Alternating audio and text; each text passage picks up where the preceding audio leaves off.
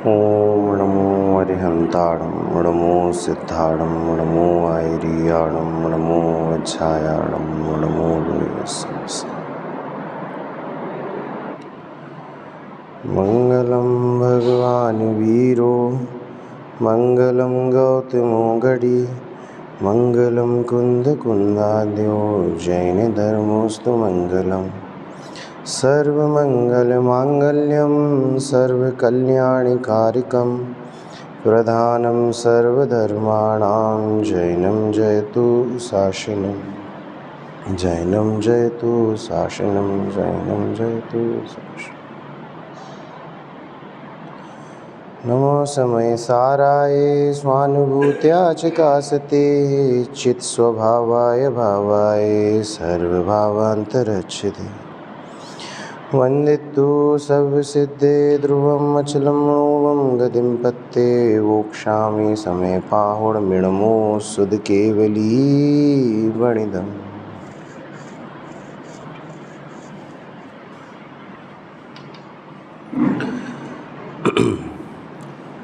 श्री कुंद कुंद आचार्य रचित महान ग्रंथ समय सार, और इस समय सार की दूसरी गाथा पर हम थोड़ी सी चर्चा कर चुके हैं और शेष चर्चा अभी करेंगे। दूसरी गाथा का वांचन करते हैं।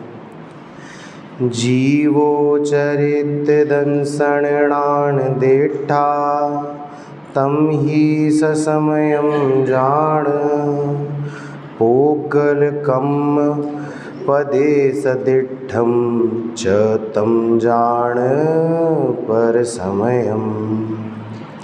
जीव चरित दर्शन ज्ञान सहित स्वसमय निश्चय जानना स्थित कर्म पुद्गल के प्रदेशों पर समय जीव जानना।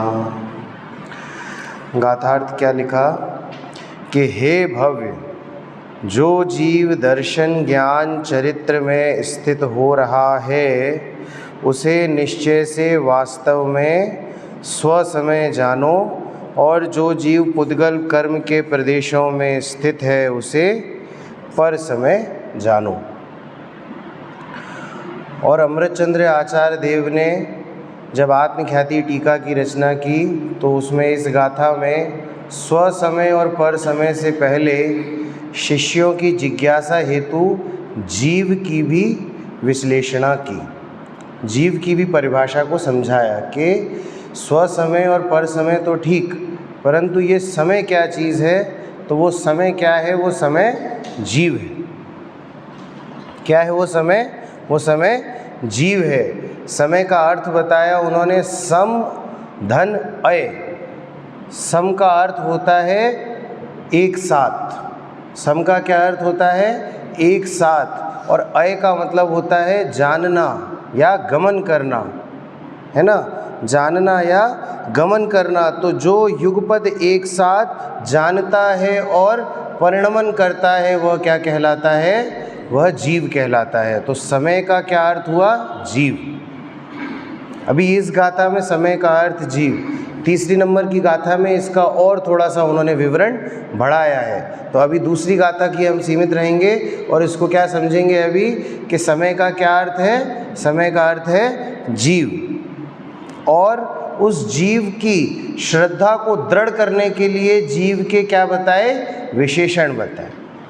क्या बताए हैं? विशेषण बताए। अब वो विशेषण में सर्वप्रथम विशेषण क्या बताया? उत्पाद व्यय द्रव्य सहित सत्ता वाला है।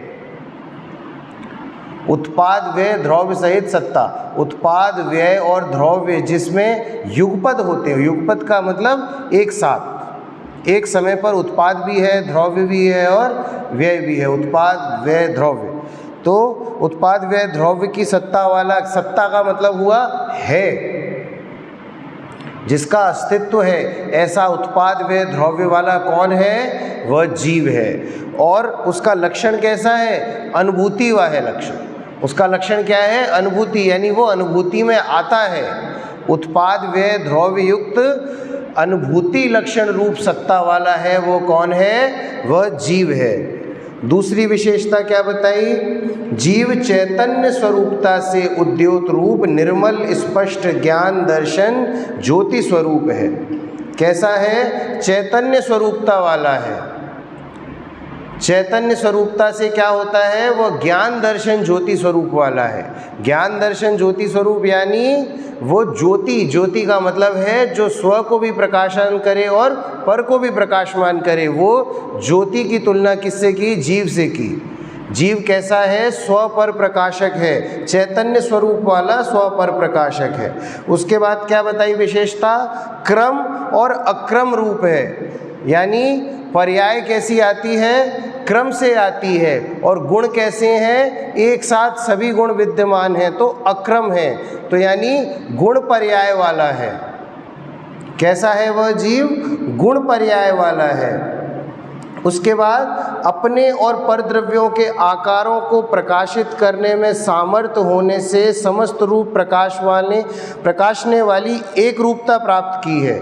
यानी इस ज्ञान में कैसी शक्ति है? इस जीव के ज्ञान में कैसी शक्ति है कि वो स्व को भी जानता है और सब जितने भी सर्व पदार्थ हैं उन सर्व पदार्थों को भी जानता है, और वो सर्व पदार्थ इसके ज्ञान का ज्ञेय बनते हैं। परंतु ये कैसा रहता है?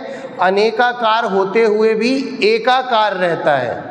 एकाकार का हमने क्या अर्थ लिया था कि जैसे दर्पण है, दर्पण में सभी पदार्थ झलकते हैं, परंतु दर्पण उन पदार्थ रूप नहीं हो जाता, दर्पण दर्पण रूप रहता है। उसी प्रकार ज्ञान में सभी ज्ञेय झलकते हैं, तो ज्ञान ज्ञेयाकार रूप नहीं हो जाता, ज्ञानाकार रूप ही रहता है। तो ज्ञानाकार तो ज्ञान एक, तो इसीलिए एकाकार रूप स्वभाव है। वो कैसा है? वह जीव है। और इस विशेषण के पश्चात और दूसरा विशेषण क्या बताया? कि सभी द्रव्यों से अभाव रूप है। जो अन्य 5 द्रव्य है ना, पुद्गल धर्म अधर्म आकाश काल, ये जो 5 द्रव्य हैं, इन्हीं 5 द्रव्यों से अभाव रूप वाला है। और कैसा है? और इन्हीं 5 द्रव्यों के साथ इसका एक क्षेत्रावगाह रूपी संबंध होने के पश्चात भी ये कैसा है? टंकोत्कीर्ण है। टंकोत्कीर्ण से तात्पर्य क्या है? कि किसी भी और द्रव्य ने इसमें आज तक प्रवेश नहीं किया। अनादिकाल से ये जीव इन 5 द्रव्यों के साथ रह रहा है। इन 5 द्रव्यों के साथ एक क्षेत्रावगाह रूप संबंध है। धर्म द्रव्य के साथ, अधर्म द्रव्य के साथ, है ना। धर्म द्रव्य गति हेतुत्व में है, अधर्म द्रव्य स्थिति हेतुत्व में है। आकाश द्रव्य क्या करता है? अवगाहना हेतुत्व है, यानी स्थान देता है। और काल द्रव्य परिणमन हेतुत्व है। और पुद्गल द्रव्य के साथ ये अनंत काल से रह रहा है। पुद्गल द्रव्य कैसा है? जो इसका शरीर है, जो शरीर के साथ संबंध रहता है, वो पुद्गल द्रव्य है। और उसके साथ भी ये 5 द्रव्यों के साथ एक क्षेत्रावगाह रूप संबंध कब से है? अनादि से चला आ रहा है। परंतु फिर भी इन 5 द्रव्यों में से किसी भी एक द्रव्य ने भी आज तक इस जीव द्रव्य में प्रवेश नहीं किया, और ये जीव द्रव्य ने भी किसी 5 द्रव्यों में भी प्रवेश नहीं किया। इसीलिए ये जीव द्रव्य कैसा है? टंकोत्कीर्ण स्वभाव वाला है। टंकोत्कीर्ण स्वभाव यानी एकदम किसी और चीज़ का प्रवेश ना हो पाए, एकदम ठोस, ऐसा स्वभाव वाला कौन है? जीव है। तो इस तरह से उन्होंने क्या किया? जीव पदार्थ की विश्लेषणा की। अब जयसेनाचार्य ने भी इस समय सार की टीका की रचना की है। उस टीका का नाम क्या है? तात्पर्य वृत्ति टीका। क्या नाम है? तात्पर्य वृत्ति टीका। अमृतचंद्र आचार्य देव ने जो समय सार की टीका की है उसका नाम है आत्मख्याति टीका, और यहाँ पर जयसेनाचार्य की जो टीका है उसका नाम है तात्पर्य वृत्ति टीका। और तात्पर्य वृत्ति टीका में भी उन्होंने जीव की परिभाषा की है, समय की परिभाषा की है। तो उसको भी हम यहाँ पर थोड़ा सा देखेंगे। पृष्ठ नंबर 11 पे नीचे का पैराग्राफ देखिए, वहाँ क्या लिखते हैं कि शुद्ध निश्चय ने से शुद्ध बुद्ध एक स्वभाव रूप निश्चय प्राण द्वारा। अब यहाँ पर 3 तरीके से उन्होंने जीव के प्राण बताए। पहला क्या बताया कि शुद्ध निश्चय से शुद्ध बुद्ध एक स्वभाव रूप निश्चय प्राण द्वारा, यानी कि ये जीव कैसा है, शुद्ध बुद्ध, शुद्ध यानी शुद्धता ग्रहण किए हुए है, और बुद्ध यानी स्व को जानने योग्य शक्ति है इसमें। तो शुद्ध बुद्ध एक स्वभाव रूप निश्चय प्राण, ये तो क्या हुए जीव के निश्चय प्राण, इसके कारण जीव जीव कहलाता है। ठीक है ना। तो ये क्या हुआ, ये हुआ एक। दूसरा क्या हुआ, अशुद्ध निश्चय से छायोपशमिक अशुद्ध भाव प्राणों द्वारा। भाव प्राण कौन कौन से हुए, जो भी ये जो परिणमन भाव हो रहे हैं ना, इसके अलग अलग अलग अलग ये हुए भाव प्राण। तो अशुद्ध निश्चय से छायोपशमिक अशुद्ध भाव प्राणों द्वारा। और तीसरा क्या हुआ, तीसरा बताया अनुपचरित असद्बुद्ध व्यवहार ने से यथा संभव द्रव्य प्राणों। अब इसमें यथा संभव का क्या अर्थ होगा, यथा संभव का अर्थ होगा कि जो शरीर का संबंध है ना, शरीर के साथ एक क्षेत्रावगा रूप संबंध है अनादिकाल से। जीव जब भी संसार में होगा तो वो शरीर सहित ही होगा, उसे शरीर का एक क्षेत्रावगा रूप संबंध होगा। शरीर रहित होगा तो वो कहाँ जाएगा, वो सिद्ध गति में जाएगा। तो अभी सिद्ध गति में तो जो जीव सिद्ध गति में नहीं है वो कैसे हैं, वो शरीर सहित हैं। तो उनके लिए यहाँ पर इसीलिए यथा संभव बोला। क्या बोला, इसीलिए यहाँ पर यथा संभव बोला कि यहाँ पर सिद्ध भगवान को अब नहीं लेना। सिद्ध भगवान तो केवल ऊपर वाले में आ गए, सबसे पहले वाले में आ गए। शुद्ध निश्चय से शुद्ध बुद्ध एक स्वभाव रूप निश्चय प्राण द्वारा, वो क्या वहाँ पर आ गए सिद्ध भगवान। ठीक है। अब नीचे जो आए ना अनुपचरित असद्बुद्ध व्यवहार ने यथा संभव द्रव्य प्राणों से, तो वो जो द्रव्य प्राण है यानी कि वो जो शरीर है, जो जितने भी इंद्रिय शरीर है, एक इंद्रिय शरीर है, दो इंद्रिय शरीर है, तीन इंद्रिय शरीर है, चार इंद्रिय शरीर है, पंच इंद्रिय शरीर है। अब उसमें जो 10 प्राण आए ना, साचोच्छ्वास बल और ये सब, वो जो उसको कहते हैं द्रव्य प्राण।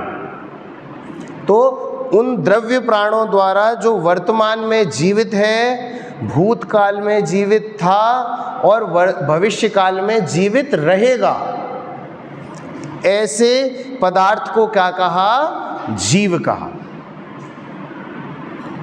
देखिए विवक्षा जीव को जीव समझाने की अलग अलग आचार्यों की अलग अलग है, समझना तो जीव ही है ना। जो लौकिक में परिभाषा बोलती है ना, कान को ऐसे पकड़ो चाहे ऐसे हाथ घुमा के पकड़ो, पकड़ में क्या आना है, कान ही पकड़ में आना है। तो उसी प्रकार से उन्होंने तो आपको लक्ष्य में जीव ही दिया है, आप जीव को धारण करो। अब आप आत्मख्याति टीका के अनुसार अगर जीव की पकड़ कर लो, बहुत अच्छी बात। और वो नहीं समझ में आ रहा हो तो यहाँ पर उन्होंने आपको दूसरे तरीके से भी जीव की समझाई की, जीव को समझाया दूसरे तरीके से। पहला क्या, शुद्ध बुद्ध, शुद्ध निश्चय से शुद्ध बुद्ध एक स्वभाव रूप जो शुद्ध प्राण है, जो क्या है, वो जीव है, वो प्राण है जीव के, वो क्या है, वो जीव है। अशुद्ध निश्चय से छायोपशमिक जो परिणमन भाव हो रहे हैं, वो क्या है, वो जीव है। और तीसरा क्या, अनुपचरित असद्बुद्ध व्यवहार ने से यथा संभव जो द्रव्य प्राण है, और इनसे निमित्त से जो अभी जीवित है, वर्तमान में, भूतकाल में जीवित था और भविष्य काल में जीवित रहेगा, वो क्या कहलाएगा, वह जीव कहलाएगा। ठीक है ना। क्या बोला यहाँ पर, वह जीव है। तो यहाँ पर अब जीव की परिभाषा तो समझ में आ गई हमको। उसके पश्चात अब गाथा पे आते हैं। गाथा में उन्होंने कुंद कुंद आचार्य देव ने क्या समझाया कि स्वसमय और पर समय। तो मुझे समय की परिभाषा समझ में आ गई, समय अर्थात जीव। अब स्वसमय और पर समय। अब पर समय क्या होता है, उसको हमने कल देखा था कि अविद्या रूपी केले के मूल की गांठ की भांति पुष्ट हुआ मोह, उसके उदय अनुसार प्रवृत्ति की अधीनता से। केले की गांठ की मूल मतलब क्या बताया था, केले का मूल यानी केले का जो पेड़ होता है उसकी जड़ होती है, और उसकी जड़ यदि ऊपर से पेड़ को काट भी दिया जाए तो जड़ पुष्ट होती रहती है। तो उसी प्रकार से यदि बाहरी आचरण में आप कितनी भी शुद्धता बरत लो, परंतु अंदर में यदि मोह का अंश भी बैठा हुआ है तो वो क्या है, वो आपका मोह पुष्ट कर रहा है और आपको मिथ्या दृष्टि का मिथ्या दृष्टि ही बनाया हुआ है। भैया लौकिक में एक रोग होता है कैंसर, आजकल तो बहुत प्रचलित हो गया। पहले तो यदा कदा सुनने में आता था कैंसर, लेकिन अब तो इतना ज़्यादा हो चुका है, मतलब सुनने में आता ही रहता है इसको कैंसर हो गया, उसको कैंसर हो गया, और शरीर के किसी भी अंग में कैंसर हो जाता है। तो कैंसर एक ऐसा रोग है कि कैंसर का जो कीटाणु है ना, वो यदि शरीर में कहीं पे भी प्रवेश कर जाए तो वो बढ़ता है, और वो ऐसे वैसे नहीं बढ़ता, दुगना दुगना दुगना दुगना ऐसे होके बढ़ता है। इसीलिए जो वैद्य और डॉक्टर होते हैं ना, वो उसको भाषा में भी बोलते हैं कि आपका कैंसर बढ़ रहा है, क्योंकि यदि वो आपके शरीर में प्रवेश कर गया और वो आपके शरीर में पैदा होना चालू हो गया, बढ़ना चालू कर दिया, तो वो बहुत स्पीड से बढ़ता है। इसीलिए उसकी स्टेजेस बोलते हैं कि अब फर्स्ट स्टेज का कैंसर है, सेकंड स्टेज का कैंसर है, फाइनल स्टेज में आ गया अब तो कैंसर, यानी वो इतना फैल चुका है। और जब उसका उपचार किया जाता है तो धीरे धीरे धीरे उस कैंसर के कीटाणु खत्म भी होते हैं, और उसके अंत में एक उपचार होता है जिसको कीमोथेरेपी कहते हैं। आप सभी लोगों ने सुन रखा होगा कीमोथेरेपी के बारे में। एक स्पेशल टाइप का रेडिएशन दिया जाता है, उसकी सिकाई होती है, और उससे क्या होता है, उस कैंसर के जितने भी कीटाणु होते हैं उन सबको ख़त्म किया जाता है। और कीमोथेरेपी के बाद भी टिश्यूज़ की बायोप्सी होती है, जांच होती है कि उसमें अभी भी कोई कैंसर का कीटाणु जिंदा तो नहीं है। क्यों? क्योंकि कैंसर का अंश भी बुरा है, क्योंकि यदि कोई एक अंश भी रह गया तो वो फिर पनप के फिर बड़ा हो जाएगा। तो उसी प्रकार से यहाँ पर बोला कि मोह का अंश भी बुरा है। टोडरमल जी ने लिखा है ना कि मोह बैरी का अंश भी बुरा है, उसको जड़ से खत्म करे। तो जड़ से खत्म करने के लिए वहाँ पर उन्होंने हमें उपचार बताया। किसको समझो? समय को समझो, और समय को समझने के पश्चात पहले पर समय को समझो। क्यों? क्योंकि मेरी दशा क्या है? मेरी दशा पर समय वाली है। मेरी दशा कैसी है? मेरी दशा पर समय वाली है। तो उसमें उन्होंने पर समय को समझाया कि मोह के उदय अनुसार प्रवृत्ति, कि जब तक मोह रहेगा तो प्रवृत्ति किसके अनुसार होती है? मोह अनुसार प्रवृत्ति होती है। और यहाँ मोह को दर्शन मोह नहीं लेना। मोह को क्या लेना है? दर्शन मोहनी। क्योंकि सबसे ज़्यादा घात कौन करता है? वो दर्शन मोहनी घात करता है। और दर्शन मोहनी के उदय से जीव सुध बुद्ध खो देता है, अच्छे बुरे का ज्ञान खो देता है। और ये दर्शन मोहनी का ही तीव्र उदय होता है कि पंचेंद्रिय में असंगी हो जाता है जीव। अच्छे बुरे का ज्ञान नहीं है उसे। प्रयोजनभूत पदार्थ और अप्रयोजनभूत पदार्थ में वो भेद नहीं कर पाएगा। किसके उदय से? दर्शन मोहनी के उदय के निमित्त से। तो इसीलिए इस दर्शन मोहनी को खत्म करना अत्यंत आवश्यक बताया। पहले गुरुदेव श्री कहते थे अपने हर प्रवचन में, उनके एक ना एक बार तो सम्यक दर्शन प्राप्त करने की प्रेरणा निकलती थी। कभी बोलते थे कि पीछे से शेर आ रहा है, शेर। तो शेर आ रहा है तो शेर देखते से ही तू भागेगा या पहले अपनी चीज़ें समेटेगा? तुरंत भागेगा ना। तो उसी प्रकार से ये मान के काल रूपी शेर तेरे पीछे भाग रहा है और तुझे सम्यक दर्शन प्रकट करना है। क्योंकि यदि उस काल रूपी शेर ने तुझे आकर पकड़ लिया और तूने सम्यक दर्शन प्रकट नहीं किया तो पता नहीं ये स्वकाल फिर कब पकेगा। बहु पुण्य संयोग मिला नर्तन, जिन श्रुत जिन देव चरण दर्शन। अब पता नहीं ये समागम फिर कब मिलेंगे, ये श्री गुरु का उपदेश कब मिलेगा, ये जिनवाणी कब मिलेगी, उस जिनवाणी को समझाने वाले गुरु कब मिलेंगे, नहीं पता भैया। तो इसीलिए अभी के अभी अपना कल्याण के लिए सम्यक दर्शन प्रकट कर, अभी कर अभी। लौकिक में भी सूक्ति है, कल करे सो आज कर और आज करे सो अब। और पल में प्रलय होगी, और पल में प्रलय होती दिखती है। बहुरी करेगा कब का मतलब होता है? बहुरी का मतलब होता है बाद में, आगे कब करेगा? अभी कर। कल किसने देखा? और कल कभी आता भी नहीं है भैया। जब आता है आज ही आता है। कल हमेशा बातों में रहता है, कल कभी नहीं आता। कल किसी का नहीं आया, हमेशा वर्तमान ही आता दिखता है और वर्तमान ही होता है। तो इसीलिए क्या समझाया कि पर समय समझाया, और उदय अनुसार आधीनता से दर्शन ज्ञान स्वभाव में नियत वृत्ति रूप आत्म तत्व से छूटकर, कैसा है आत्म तत्व? दर्शन ज्ञान स्वभाव की वृत्ति वाला है। मतलब पर समय समझाने में भी आचार्य श्री किसको समझा रहे हैं? आत्म तत्व को ही समझा रहे हैं। जब दूसरे की घर की चर्चा बताते हैं, जैसे आपने अपना घर बना लिया, ये सामने घर बन गया, अब इसके बगल में एक और घर बन गया, अब सामने वाला घर तो आपका है और बाजू वाला घर आपका नहीं है, तो बाजू वाले घर के समझाने के लिए आपको केवल इतना ही समझाएंगे कि जो लक्षण तेरे घर में हैं वो लक्षण बगल वाले घर में नहीं पाए जाएं, तो समझ लेना कि वो तेरा घर नहीं। बच्चे को क्या समझाते हैं? बेटा ये जो लाल रंग का पेंट घर है ना, ये घर अपना है, और ये जो सामने में पापा के नाम की प्लेट लगी है ना, ये घर अपना है। तो अब वो बच्चे ने क्या लक्षण मान लिया अपने घर का कि जिस घर पे पापा के नाम की प्लेट लगी है वही घर मेरा है।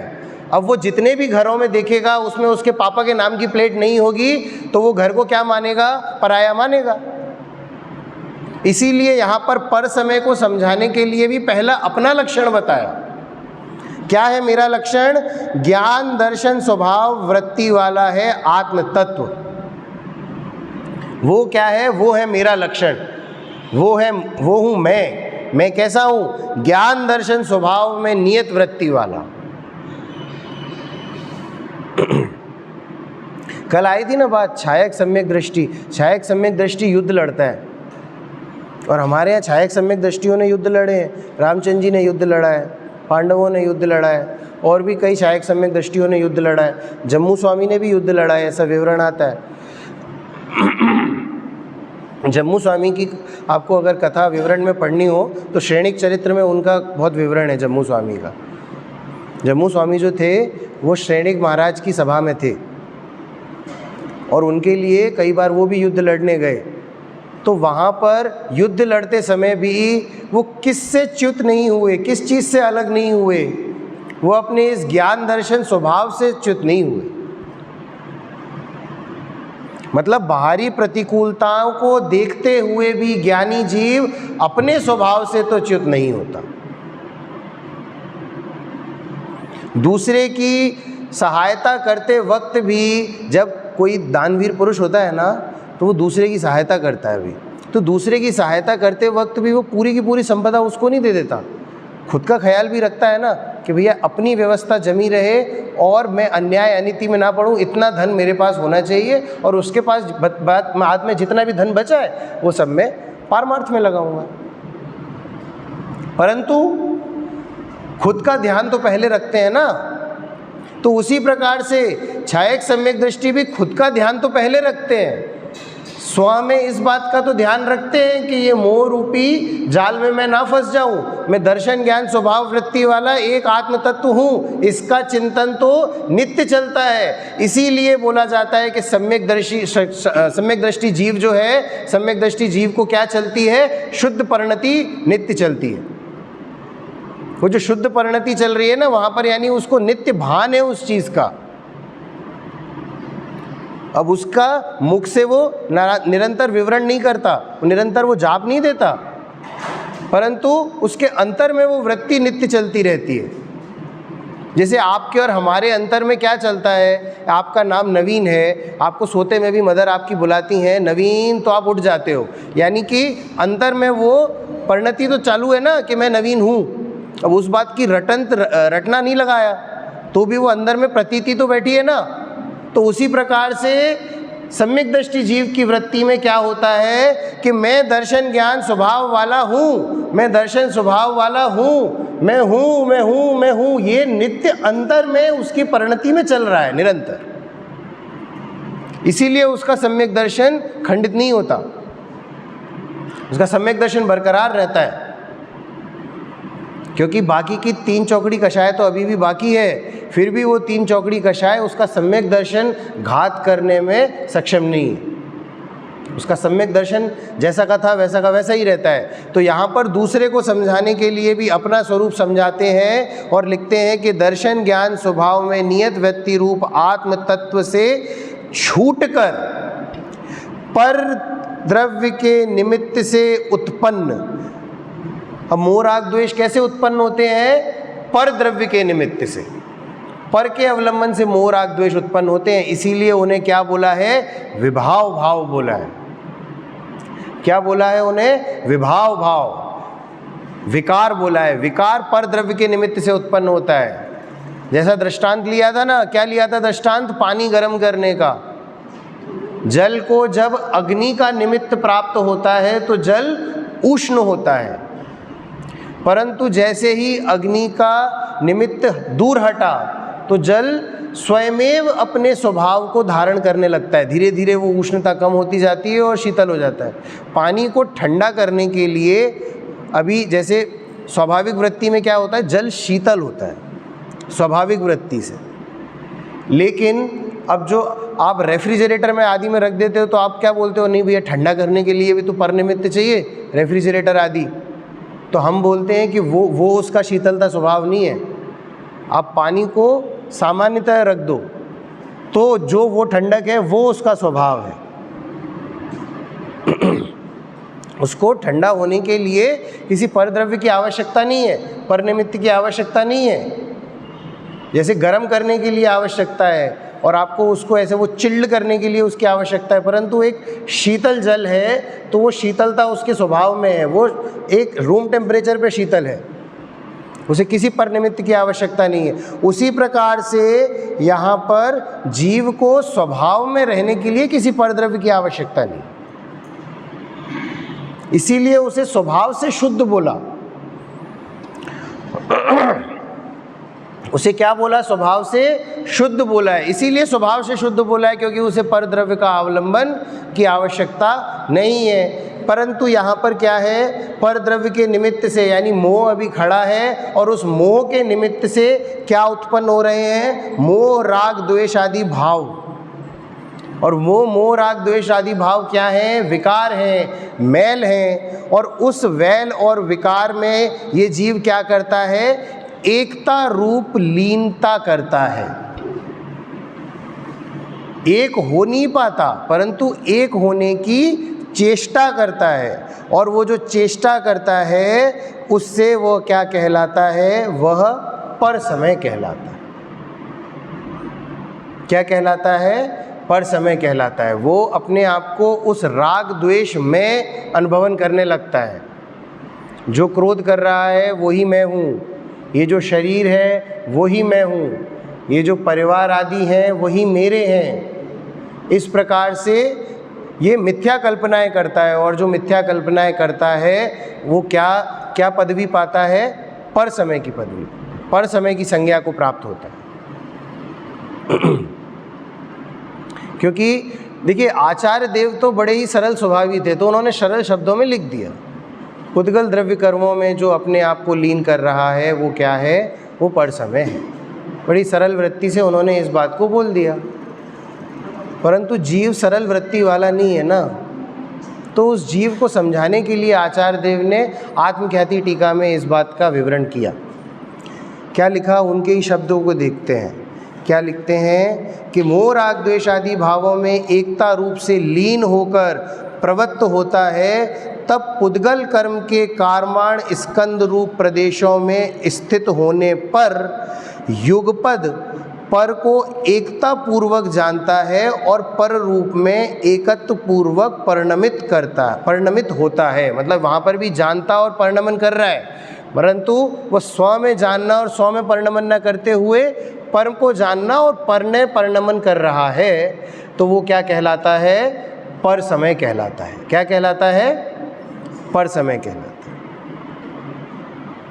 ठीक है ना? अब इसमें कोई शंका तो नहीं रहनी चाहिए। इसमें शंका क्यों नहीं रहनी चाहिए? क्योंकि ये हम अनादिकाल से करते आ रहे हैं, तो इसे समझना मुश्किल नहीं है, कठिन नहीं है इस बात को समझना। कब से मैं परद्रव्य में एकता की बुद्धि कर रहा हूँ? एकता मानता है, एकता होती तो है नहीं, तो ये कब से मान रहा हूँ? अनादिकाल का संस्कार है मेरा। अनादिकाल का संस्कार कैसा है? जैसे आपके घर में पुत्र उत्पन्न हुआ या पुत्री उत्पन्न हुई और आप उसको कुछ नहीं बोलते कि ये तेरे मम्मी है, ये तेरे पापा है, ऐसा आपने कुछ भी नहीं सिखाया, तो भी वो जिनके साथ रहता है ना, उनसे एकत्व बुद्धि करने लगता है। अब जैसे अनाथ आश्रम के बच्चों की बात करें, अनाथ आश्रम के बच्चों में कोई माता पिता तो होते नहीं उन बेचारों के, उनको तो कोई एक वार्डन पालता है, तो वो बड़े होते जाते हैं धीरे धीरे धीरे धीरे धीरे। तो वो जिनको अपने आसपास देखकर बड़े हो रहे हैं ना, वो उन्हीं को अपना मानते हैं, उन्हीं को अपना भाई मान लेंगे, उन्हीं को अपनी बहन मान लेंगे, उन्हीं को अपने माता पिता मान लेंगे। माता पिता संज्ञा नहीं देते, परंतु यहाँ प्रतीति हो जाती है कि यदि कोई संकट आया तो ये मेरी रक्षा करेंगे। माता पिता क्या करते हैं? बच्चे का लालन पालन करते हैं, उसकी संकटों से रक्षा करते हैं, यही तो करते हैं माता पिता। खींच के बड़ा करने का कार्य तो माता पिता का है नहीं, वो तो स्वयं ही उसके शरीर का परिणमन होता है ना। तो वही उस जो अनाथ बच्चा है उसके लिए वो जो उसके लालन पालन करने वाले हैं, जो उसको समय पे भोजन दे देते हैं, जो उसके भाग्य में होता है वो भोजन मिल जाता है। जब भी कोई संकट आता है तो वो उस व्यक्ति के पास चला जाता है, तो वो उसको अपना नाथ मानने लगता है ना। तो यही हमारे संग हो रहा है, और ये अनादि का संस्कार है, इसीलिए उसको कुछ सिखाना पड़ना नहीं पड़ता। और यही हमारे अनादि के संस्कार है कि हम परद्रव्यों में एकत्व बुद्धि मानते हैं, किसी परद्रव्य को अपना भला मानते हैं, किसी परद्रव्य को अपना बुरा मानते हैं। जिनको माता पिता की संज्ञा दी है उन्हें अपना इष्ट मानते हैं, उन्हें अपना नाथ मानते हैं। नाथ का क्या अर्थ होता है? जिसकी शरण ली जाए उसे कहते हैं नाथ, है ना। इसीलिए तो जो जिनेंद्र भगवान की भक्ति में है ना, नाथ तुम्हारे दर्शन से निज दर्शन मैंने पाया, तो नाथ तुम्हारे, उनको नाथ बोला गया है, और उनको ऐसा वैसा नाथ नहीं बोला गया, तीन लोक का नाथ बोला है, त्रिलोकी नाथ बोला है। क्योंकि तीन लोक में कौन शरण है? कि एक जिनेंद्र देव ही शरण है। आता है ना, क्यों एकांश क्या पढ़ते हैं हम? चत्तारी लोगोत्तमा, अरिहंता लोगोत्तमा, सिद्धा लोगोत्तमा पढ़ते हो ना, साहू लोगोत्तमा। उसके बाद तीसरी क्या आती है? पहला तो होता है चत्तारी मंगलम, दूसरा होता है चत्तारी लोगोत्तमा, और तीसरा क्या होता है? चत्तारी शरणम पव्वज्जामि। शरणम पव्वज्जामि का मतलब क्या है? कि चार ही शरण हैं। उसमें से पहले कौन है? अरिहंत भगवान शरणभूत हैं, उनकी शरण में जाओ। दूसरे कौन है? सिद्ध भगवान शरणभूत हैं, उनकी शरण में जाओ। और तीसरे कौन है? साधु परमेष्टि। साधु परमेष्टि में आचार उपाध्याय साधु तीनों, इनकी शरण में जाओ। और चौथे कौन? जो वीतराग धर्म है, उसकी शरण में जाओ। इन चारों का निष्कर्ष वही है, एक कि एक अरिहंत भगवान ही शरण है, वही नाथ हैं। परंतु उन्हें नाथ ना मानकर पुद्गल द्रव्यों को अपना नाथ मान के बैठा है, इसीलिए क्या संज्ञा पाता है? पर समय की संज्ञा पाता है। अब इसके विपरीतार्थी स्वसमय क्या है? तो वो आचार्य देव की बात को सुनते हैं। हमने कल क्या पर समय को पहले देखा था, अब हम स्वसमय को देखते हैं। क्योंकि पर समय से हम परिचित थे तो उसे आसानी से समझ में आ गया, अब स्वसमय से परिचित होने का समय आ गया है। तो अब क्या लिखते हैं कि यह जीव सर्व पदार्थों के स्वभाव को प्रकाशित करने में, देखिए शब्द बहुत अच्छे अच्छे हैं, पूरा एक बार वाक्य पढ़ते हैं फिर एक एक करके उसकी विश्लेषणा करेंगे। सर्व पदार्थों के स्वभाव को प्रकाशित करने में समर्थ केवल ज्ञान को उत्पन्न करने वाली भेद ज्ञान ज्योति का उदय होने से।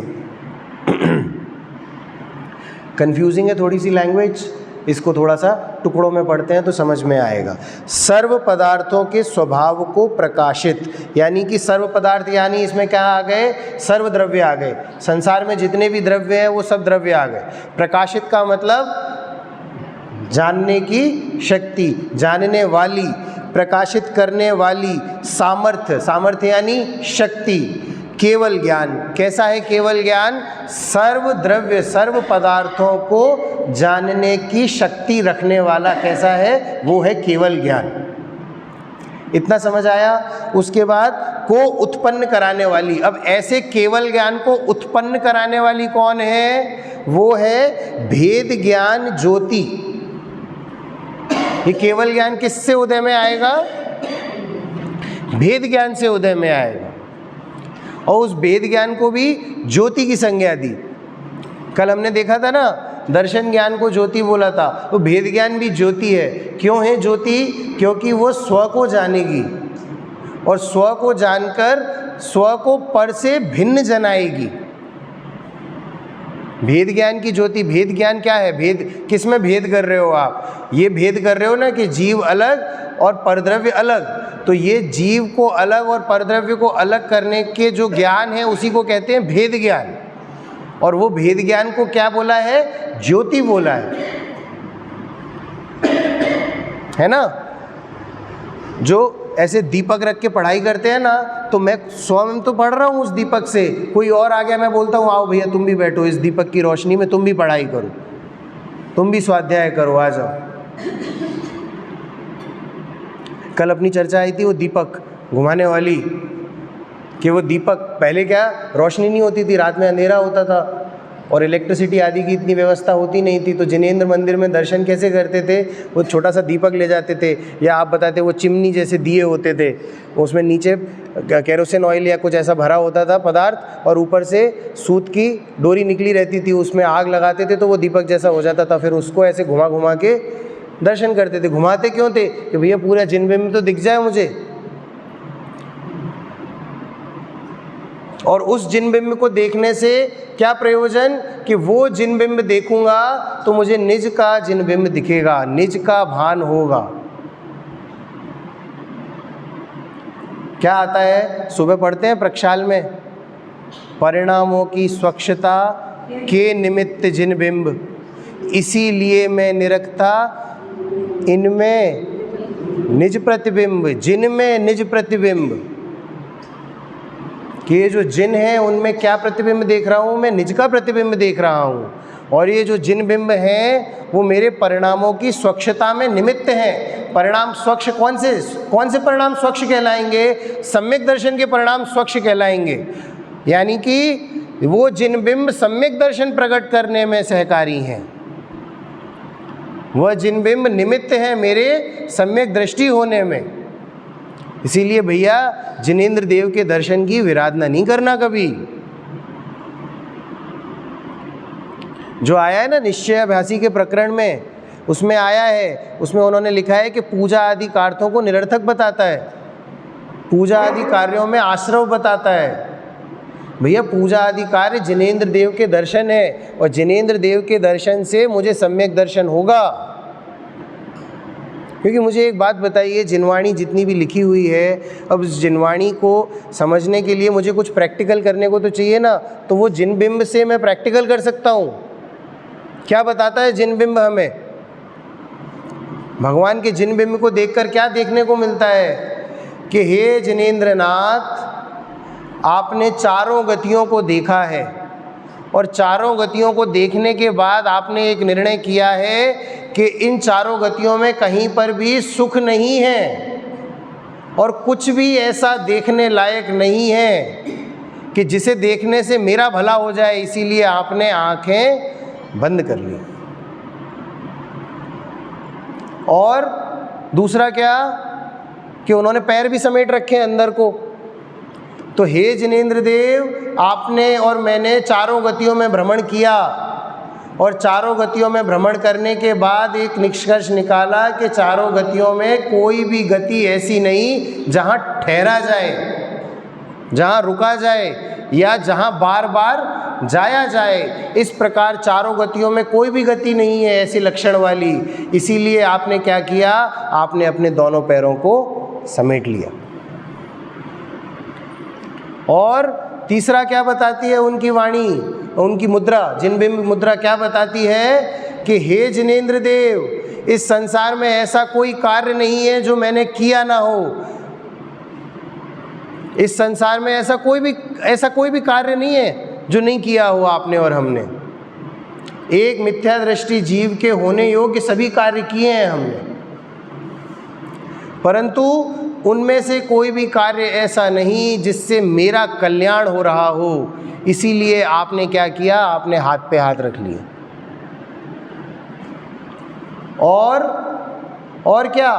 और क्या कहूँ, संसार में ऐसी कोई भी वस्तु नहीं जिसे ग्रहण किया जाए या जहाँ अपना विस्तार किया जाए, इसीलिए आपने जो भी शरीर है उस शरीर को समेट लिया।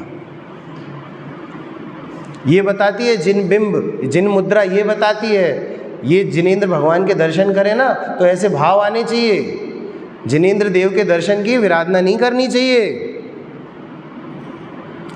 स्व समय का भान होता है, स्व समय की प्राप्ति होती है जिनेंद्र दर्शन से। जिन भगवान के दर्शन करने से स्व समय की प्राप्ति होती है। वहाँ लिखा ना क्या बताया, भेद ज्ञान की ज्योति का उदय होने से सर्व पर द्रव्यों से छूटकर ज्ञान दर्शन ज्ञान स्वभाव में नियत वृत्ति आत्म तत्व के साथ एकत्व रूप में लीन होकर प्रवृत्ति करता है। अब कहाँ प्रवृत्ति कर रहा है? पहले क्या हो रहा था, जब हमने पर समय पढ़ा था तब छूटकर बोला था। अब यहाँ पर क्या बोला, साथ एकत्व रूप लीन होकर वृत्ति करता है। तब दर्शन ज्ञान चारित्र में स्थित होने से अपने स्वरूप को एकत्व रूप में से एक ही समय में जानता और परिणमता हुआ स्व समय है। बहुत भारी भारी शब्द लग रहे ना, उसको आसान भाषा में हम समझते हैं। क्या समझते हैं कि इस दर्शन ज्ञान स्वभाव से जब मैंने इस आत्म तत्व को निज जाना और निज जानने के बाद इस दर्शन ज्ञान स्वभाव से अपने आप की प्रतीति की कि ये जो जानने वाला है और जो जानने का कार्य कर रहा है वो दोनों मैं ही हूँ। और मैं क्या जान रहा हूँ, स्व को ही जान रहा हूँ। ये जो ज्ञान दर्शन स्वभाव है वही मेरे जानने में आ रहे हैं और यही रूप है मेरा। और इस रूप से मैं कभी भी भिन्न नहीं हुआ, मुझे इस रूप की प्रतीति आज तक नहीं हुई, वो एक अलग बात, परंतु इस रूप से मैं भिन्न कभी नहीं हुआ और आज इसकी प्रतीति भी मुझे हुई है। तो क्या संज्ञा पाता है, स्व समय संज्ञा पाता है। क्या संज्ञा पाई, स्व समय संज्ञा पाई, इसकी प्रतीति हो गई है।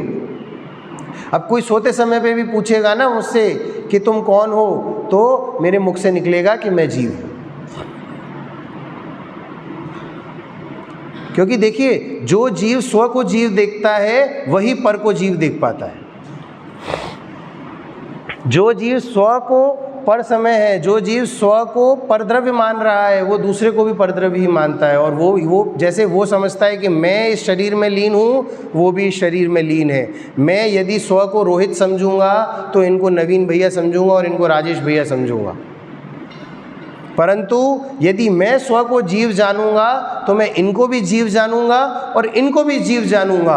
और यदि मैं इनको जीव जानूंगा तो इनके द्वारा यदि कोई क्रिया ऐसी की गई है जिससे इस शरीर का हनन हुआ हो, इस शरीर की हिंसा हुई हो या इस शरीर को बुरा भला बोला गया हो, तो मुझे कोई फर्क पड़ेगा नहीं। क्योंकि जैसा मैं ज्ञान दर्शन स्वभाव वाला जीव हूँ, वैसे ये ज्ञान दर्शन स्वभाव वाले जीव हैं। इनकी पुद्गल की क्रिया हो रही है, वो पुद्गल में है, परंतु इनकी जो क्रिया है वो ज्ञान दर्शन स्वभाव क्रिया इनकी इनके ज्ञान में आ रही है और मेरी ज्ञान दर्शन स्वभाव क्रिया मेरे ज्ञान में आ रही है। देखिए, जो अच्छा होता है उसको सब अच्छे दिखते हैं। इसीलिए बोला भी है संसार में कि ईमानदार को सब ईमानदार दिखते हैं और बेईमान को सब बेईमान दिखते हैं। तो जो पर समय है वो बेईमानी है और जो स्व समय है वो ईमानदारी है। इतना ख्याल में आया अच्छी तरह से कि स्व समय और पर समय की क्या विवेचना है। हिंदी की गाथा को एक बार और देखो तो और क्लियर हो जाएगा कि जीव चरित दर्शन ज्ञान स्थित स्व समय निश्चय जानना। जीव चरित दर्शन ज्ञान स्थित, कहाँ स्थित है जीव? ज्ञान दर्शन चरित्र में स्थित है, यानी अपने दर्शन ज्ञान और चरित्र गुण में ही स्थित है। इसको उसने जान लिया और निश्चय कर लिया, तो वह निश्चय से वो जीव क्या है? स्व समय है। और दूसरी लाइन क्या लिखी, स्थित कर्म पुद्गल के प्रदेशों पर समय जीव जानना। अब कहाँ स्थित किया, यदि कर्म पुद्गलों में अपने आप को यदि स्थित किया तो क्या कहलाएंगे, पर समय जीव कहलाएंगे। ठीक है ना। तो इस प्रकार से उन्होंने दो प्रकार से विवेचना की, पर समय और स्व समय। और पर समय में भी जीव को क्या बताया, ज्ञान दर्शन स्वभाव वाला ही बताया, और स्व समय में भी जीव को ज्ञान दर्शन स्वभाव वाला ही बताया। पर समय में ज्ञान दर्शन स्वभाव होता हुआ भी वो स्व की प्रतीति नहीं करता, इसीलिए पर समय है। पर समय में वो कोई पुद्गल रूप नहीं हो गया, पर समय में भी रहा तो वो ज्ञान दर्शन स्वरूप ही, और स्व समय में भी वो था ज्ञान दर्शन स्वरूप ही, बस प्रतीति नहीं थी पर समय में, और स्व समय में प्रतीति हो गई। इतना समझते आया हमें। अब हम लोगों को आदत है ना थोड़ा और जानने की, तो थोड़ा सा और इसमें जानने की कोशिश करते हैं। अब यहाँ पर गुण स्थानों से स्व समय और पर समय की थोड़ी सी विवेचना देखते हैं कि गुण स्थान शास्त्र में नहीं है अभी। गुण स्थान कितने होते हैं, 14 होते हैं। और 14 गुण स्थानों में से पहले 3 कैसे हैं, मिथ्या दर्शन, दर्शन मोहनी वाले हैं, और उसके पश्चात चतुर्थ गुण स्थान से चारित्र मोहनी वाले हैं। चौथे गुण स्थान का नाम क्या है, अविरत सम्यक्त्व, और उसके बाद देश विरत सम्यक्त्व या संयम असंयम। ठीक है, उसके बाद प्रमत्त संयत, और उसके बाद अप्रमत्त संयत, और उसके बाद अपूर्वकरण, फिर अनिवृत्तिकरण, फिर सूक्ष्म सांप्राय, फिर उपशांत मोह, फिर क्षीण मोह, और उसके बाद सयोग केवली और अयोग केवली। सयोग और अयोग क्या होता है, एकांश। केवली भगवान तो दोनों हैं, और सयोग और अयोग क्या होता है, योग क्या होता है, ये जो योगा कराते ना रामदेव बाबा, वो योगा योग है, वो योग नहीं है। योग कहते हैं आत्म प्रदेशों में जो कंपन होता है ना, उसे योग कहते हैं। आत्म प्रदेश होते हैं ना, वो स्थिर नहीं होते, ऐसा कंपन होता है आत्म प्रदेशों में, उसे क्या कहते हैं, उसे योग कहते हैं। तो जब अर्हंत अवस्था में भी आत्म प्रदेशों का कंपन होना होता है, हो रहा होता है, तो उसे क्या क्या बोला गया है, उसे सयोग केवली दशा बोली गई है। ठीक है ना। और वो स्वयमेव है आत्म प्रदेशों का कंपन, उसमें जीव का कोई कर्तापना नहीं आता, जीव उसका करता नहीं उस सयोग उस अयोग का। और अयोग का क्या होता है, जब वो आत्म प्रदेशों का कंपन भी बंद हो जाता है, तो वो कौन सी केवली दशा होती है, वो अयोग केवली दशा होती है, वो कहलाता है 14वां गुण स्थान। तो जो अरिहंत भगवान की वाणी खिर रही है, वो कौन से गुण स्थान में खिर रही है, 13वें गुण स्थान में खिर रही है, वो सयोग केवली दशा में उनकी वाणी खिरती है। तो अभी यहाँ पर हमने क्या बोला, हमें यहाँ पर स्व समय और पर समय का विवेक्षा करनी है गुण स्थानों में। तो स्व समय की परिभाषा क्या बताई, जो स्व के दर्शन ज्ञान चारित्र में स्थित है वो है स्व समय, और जो पुद्गल कर्मादि में स्थित है वो है पर समय। तो अब यहाँ पर गुण स्थान देखते हैं। तो अगर हम चौथे गुण स्थान से देखें तो चौथे गुण स्थान में जीव क्या है, सम्यक दृष्टि है।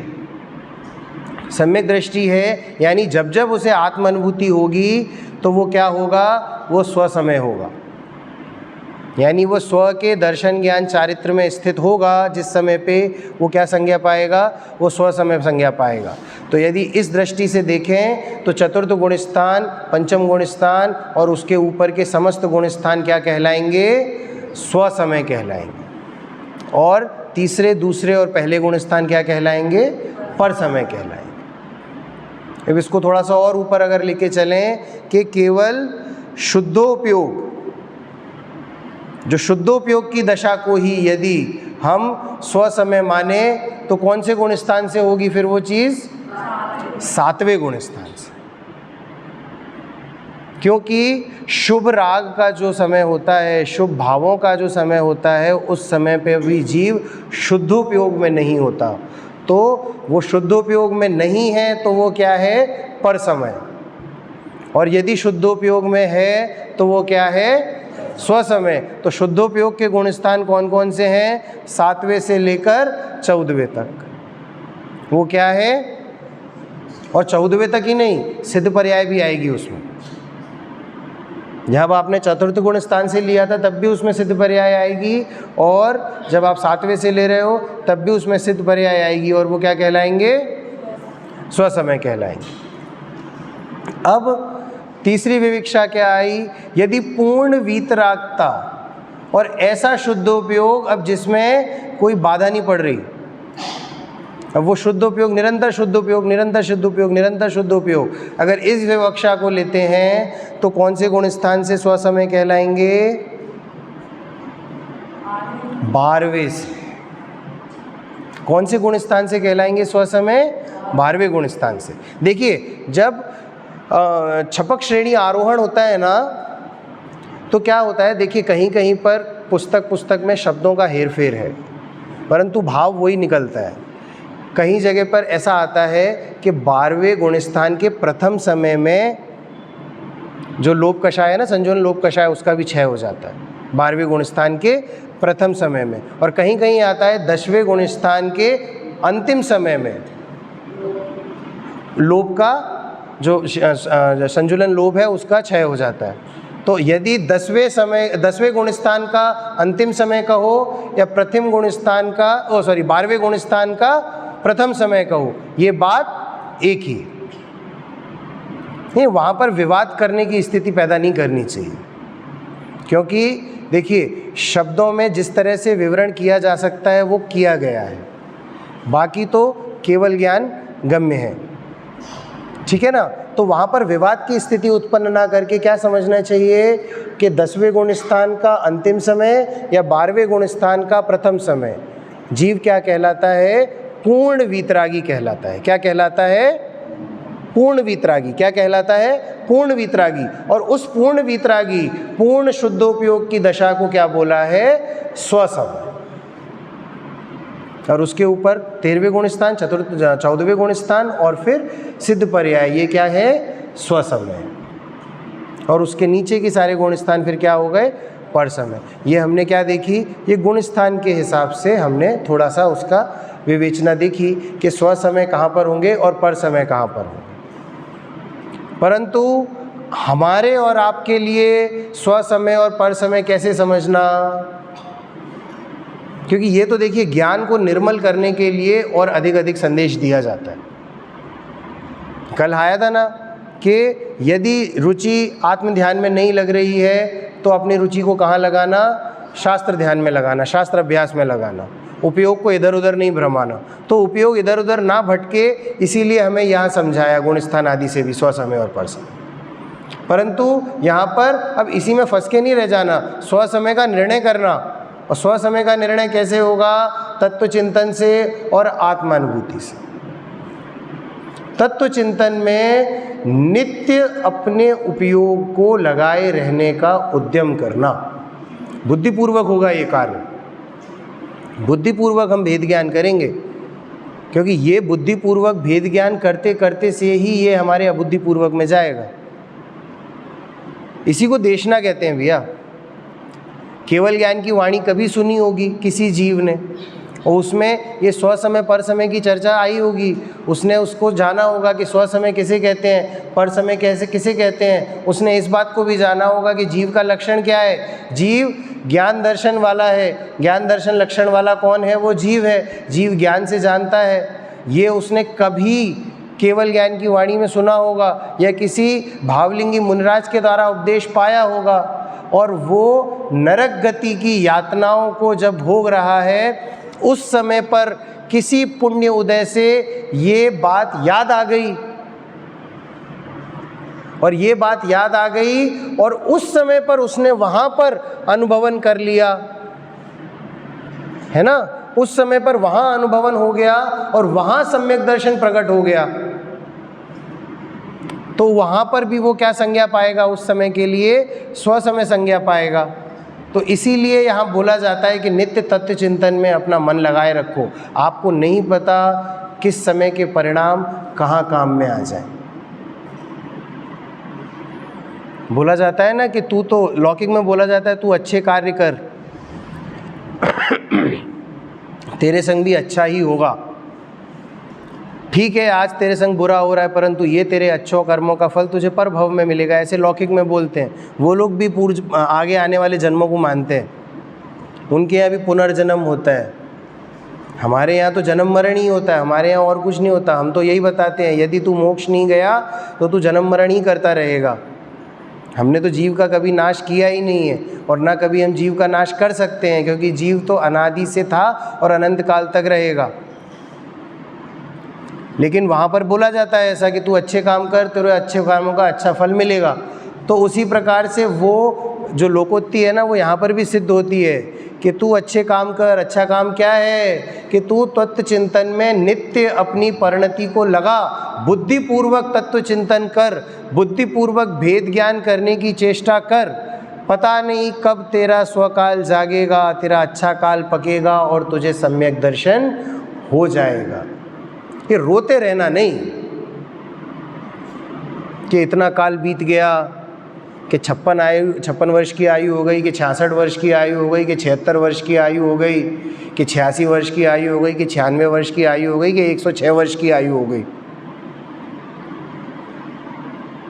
उससे मतलब नहीं है कि ठीक है, जब तक नहीं हुआ काम नहीं हुआ, आज उठ, जब जागो तभी सवेरा। जैन धर्म मानता है इस चीज़ को, जब जागो तभी सवेरा। तेरी नींद यदि मनुष्य गति में नहीं खुली, नरक गति में खुल रही है तो तब जाग जा। मनुष्य गति में नहीं खुली, त्रेंच गति में खुल रही है तो तब जाग जा। देव गति में तो तेरे नेत्र खुले रहते हैं, लेकिन तू फिर भी जानने की चेष्टा नहीं करता। ये लोक में एक बात प्रसिद्ध है कि जब बुरा समय आता है तब भगवान याद आते हैं। तो ठीक है, अगर तुम्हारे लिए वो काम करता है तो तुम वो काम करो। अभी कौन सा बड़ा भारी अच्छा समय चल रहा है भैया, बुरा ही समय तो चल रहा है। कितनी देर मंदिर आ पाते हो, और इतनी बड़ी समाज में कितने लोग यहाँ मंदिर आ पाते हैं? कितने लोगों को अपना भला सोचने में आता है कि यहाँ चलो स्वाध्याय सुने। दैनिक स्वाध्याय की बात कर रहा हूँ, दैनिक स्वाध्याय की। कितने लोगों के मन में आता है कि भैया चलो स्वाध्याय का समय हो गया, चलो। बहुत ही विरले जीव होते हैं कि दुकान पे ग्राहक खड़ा हो और घड़ी पे समय हो गया हो कि स्वाध्याय का समय हो गया है, भैया कल आना। बहुत कम लोग मिलते हैं ऐसे। सम्यक दृष्टि जीव की वृत्ति कैसी होती है? व्यापार आदि करता है सम्यक दृष्टि, चतुर्थ गुण स्थानवर्ती गृहस्थ अवस्था में व्यापार आदि करता है, परिवार का पालन पोषण करता है। उसकी वृत्ति कैसी होती होगी? ऐसी होती होगी भैया सुबह 8 बजे से शाम के 6 बजे तक दुकान खुलेगी, इस बीच में जो ग्राहक आ जाए। 6 बजे होंगे दुकान बंद हो जाएगी। और इससे भी एक नंबर आगे क्या कि भैया एक नियत कर लेता है कि मुझे दिन भर में 1000 रुपये ही कमाने हैं। अब वो 1000 रुपये अगर पहले घंटे में ही कमा लिए तो 8 से 9 बजे तक अगर मेरे 1000 रुपये कमा ली, दुकान बढ़ा दी, चलो घर चलें, अब अपना साथ स्वाध्याय करेंगे। और यदि पराधीनता है, क्योंकि अपने जो एक ज्ञानी जीव हुए हैं ना, ज़रूरी नहीं है कि उनको सब तरह की सांसारिक अनुकूलताएं रही हों, उनको भी प्रतिकूलताएं आई हैं। उन्होंने भी गरीबी के दिन देखे हैं। तो भी किसी के यहाँ अगर नौकरी कर रहे हैं, किसी मशीन पे काम कर रहे हैं, तो साइड में शास्त्र खोल लेते थे कि वो गाथाएं भी याद करते जा रहे हैं और ये काम भी करते जा रहे हैं। छीट छापने का काम करते थे वो मशीन चलाते जाते थे और गाथाएं याद करते जाते थे। तो देखो, अवकाश नहीं मिलेगा। एक उदाहरण आता है कि एक जो घोड़ा गाड़ी वाला था, उसका घोड़ा प्यासा था, तो वो एक रहट पर उसको पानी पिलाने लेके गया। रहट समझते हैं ना? रहट क्या होता है? एक नहर होती है और नहर में ऐसा चक्का चलता है, और उस चक्के में छोटी छोटी ऐसी बाल्टी लगी होती हैं। तो वो ऐसे नहर में बाल्टी भरती है और वो यहाँ पर हौद में पानी भरता जाता है, और रहट कहते हैं उसे। तो उस रहट से पानी आ रहा था, तो वो घोड़ा गाड़ी वाली आया, घोड़ा गाड़ी वाला आके बोलता है कि मेरे घोड़े को पानी पीना है। तो बोले हाँ लो पी लो, हौद से पानी पी लो। लेकिन वो जो रहट था ना वो चेचे चेचे आवाज़ करता था, तो उस चेचे चेचे आवाज़ से वो घोड़ा बिदक जाता था, वो दूर भग जाता था।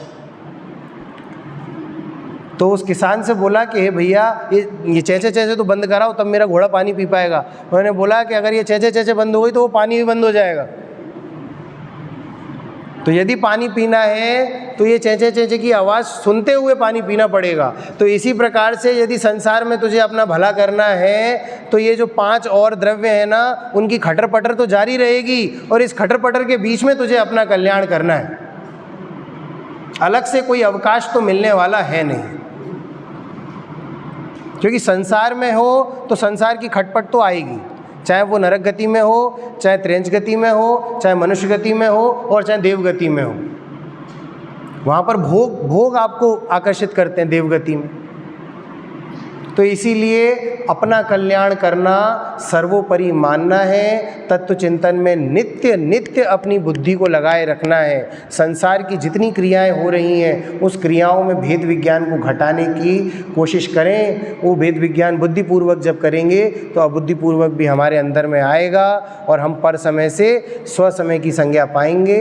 इसी मंगल भावना से आज की बात को विराम दें।